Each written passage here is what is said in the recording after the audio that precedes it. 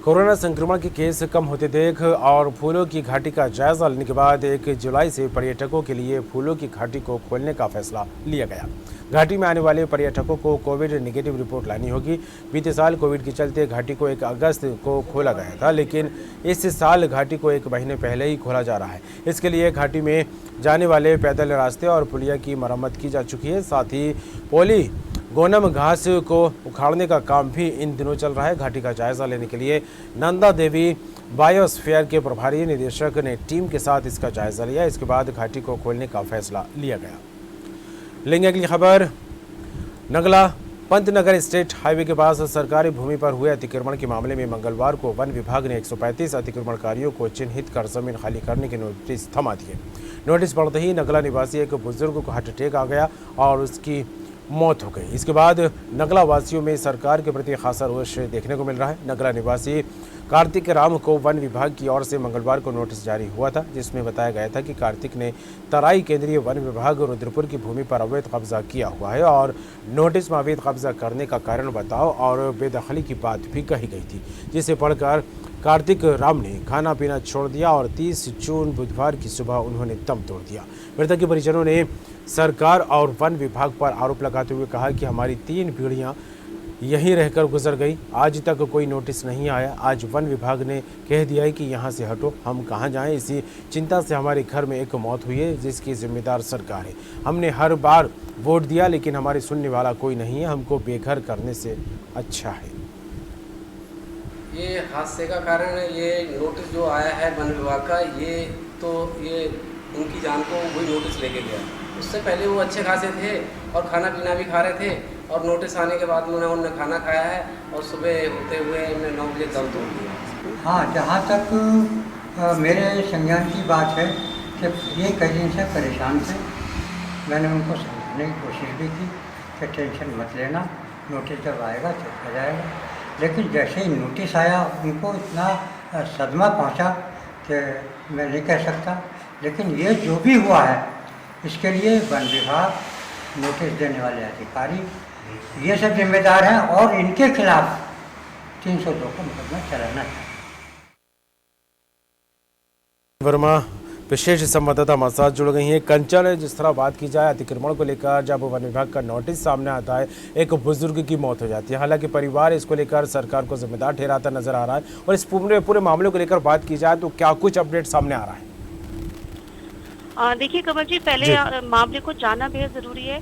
जैसा कि आपको पता है कि पंतनगर नगला हाईवे के दोनों ओर हुए अतिक्रमण को हटाने के लिए अभी कुछ महीने पहले ही हाईकोर्ट में जनहित याचिका डाली गई थी, जिस पर हाईकोर्ट ने संज्ञान लेते हुए जिलाधिकारी उधम सिंह नगर को मामले की जांच कर रिपोर्ट कोर्ट में पेश करने को कहा था। डीएम उधम सिंह नगर ने मामले में कमेटी बनाई थी और जांच कर रिपोर्ट कोर्ट के समक्ष पेश भी की थी। रिपोर्ट देखकर हाईकोर्ट ने ये माना था कि नगला हाईवे के दोनों ओर अतिक्रमण हुआ है। अतिक्रमण को हटवाने के आदेश डीएम ने जारी कर दिए थे। जी। आपको बता दें कि यहाँ 1200 परिवार रहते हैं नगला में और कोर्ट के आदेश के बाद पीडब्ल्यूडी, लोक निर्माण विभाग, पंतनगर यूनिवर्सिटी और वन विभाग की ओर से अतिक्रमण हटाने के नोटिस जारी किए जा रहे हैं। अभी बीते रोज, जैसे कि आपने अभी बताया कि कार्तिक राम का दिल का दौरा पड़ने से निधन हो गया, तो उनके परिवार वाले भी न्याय की गुहार लगा रहे हैं। ये मामला थोड़ा सा राजनीतिक मोड़ लेता जा रहा है, क्योंकि किच्छा विधायक राजेश शुक्ला, नैनीताल उधम सिंह नगर के सांसद अजय भट्ट और पूर्व स्वास्थ्य मंत्री तिलक राज बेहर सहित तमाम जनप्रतिनिधियों ने नगला वासियों के लिए आवाज बुलंद करना शुरू कर दिया है। नगला मुद्दा जो है वो अब सीएम तक भी पहुंच गया है। आपको बता दूं कि विधायक राजेश शुक्ला ने 1 साल पहले ही नगला क्षेत्र को नगर पंचायत बनाने के लिए लंबी लड़ाई लड़ी थी। तत्कालीन सीएम ने इस पर मुहर भी लगा दी थी। नगला वासियों ने जनहित याचिका के खिलाफ अपील दायर करी है अब इसमें, जिसकी बिल्कुल कंचन, लेकिन इन तमाम परिस्थितियों के बीच कंचन, इन तमाम परिस्थितियों में एक सवाल ये भी निकलकर सामने आ रहा है कि आखिर इतने सालों बाद विभाग ने क्यों, किस वजह से ये नोटिस जारी किया है अतिक्रमण के नाम पर कि आप लोगों ने कब्जा किया हुआ है। लेकिन जिस तरह से पीड़ितों की बात निकलकर सामने आ रही, पीड़ित साफ तौर पर ये कहते दिखाई दे रहे हैं हमारी कई पीढ़ियां यहाँ गुजर बसर करते अपनी जिंदगी गुजार चुकी है, लेकिन ऐसे मौके पर अब जो है इस तरह का नोटिस जारी किया जा रहा है, क्या वजह है इसकी? जी, देखिए 50 सालों से नगला में रह रहे हैं ये परिवार वाले।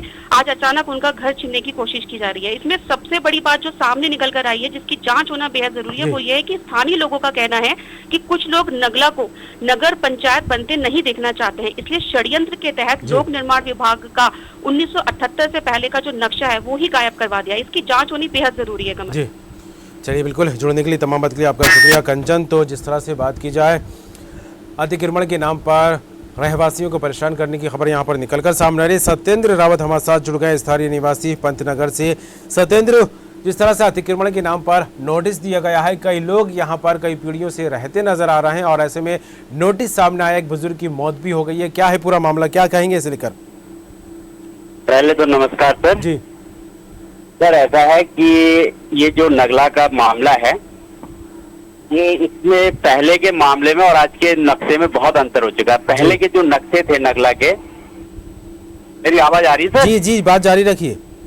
हाँ, पहले के जो नक्शे थे और जो आज के नक्शे हैं सर नगला के, वो बहुत चेंज हो गए हैं। पहले के नक्शे में रोड के दोनों तरफ वो खंती हुआ करती थी सर, जी और उसके बाद आज के जो नक्शे देखे जा रहे हैं उसमें खंतियां गायब कर दी गई हैं। जी अब एक तरफ पीडब्ल्यूडी कहता है कि हमारा रेलवे से लेके 110 फीट तक हमारा एरिया है, जी। जबकि पहले वहां पे खंती हुआ करती थी जी और रोड सेंटर में ली जाती थी। जी लेकिन अब रोड का मामला, वो कहते हैं कि रोड हमने एक साइड को डाल रखी है, जी। तो यानी कि हमारी तरफ तो रोड खत्म हो गई, खंती खत्म हो गई, जी। हम बेघर हो गए। जी दूसरी तरफ कहते हैं कि जब पीडब्ल्यूडी की रोड खत्म होगी, जी। उसके बाद जो है सर ये इसकी तराई स्टेट फार्म की जगह चालू हो जाती है और उसके पीछे वन विभाग। जी ये है मामला। जी, बिल्कुल। अब क्या है कि सत्येंद्र, पहले के जिस जो तरह से नक्शे आप थे, खंती उनमें का- दोनों जी। तरफ खंती हुआ करती थी। जी सत्येंद्र, जिस तरह आप खंती का जिक्र करते दिखाई दे रहा है, नक्शे में बदलाव की बात भी यहाँ पर निकलकर सामने आ रही है। पुराना नक्शा कुछ और था और मौजूदा हालत को देखा जाए